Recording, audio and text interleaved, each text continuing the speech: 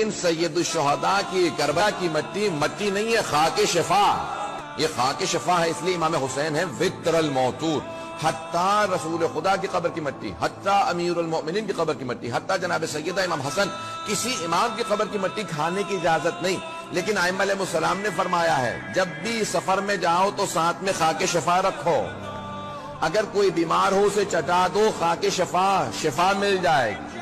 سفر میں ساتھ رکھو، کبھی بھی کوئی ڈاکو چور نقصان نہیں پہنچائے گا. اس خاک کی برکت یہ ہوگی، بیمار ہوگا تو شفا ملے گی، ڈاکوں سے محفوظ رہے گا.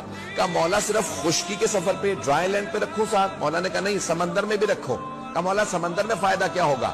کہا اگر سیلاب آئے، سونامی آئے تو تھوڑی سی خاک شفا ڈال دینا اور کہنا کہ اے پانی یہ حسین ابن علی کی مٹی کا تجھے واسطہ، ہمیں تنگ نہ کرنا. تو اس خاک کا بہت زیادہ اثر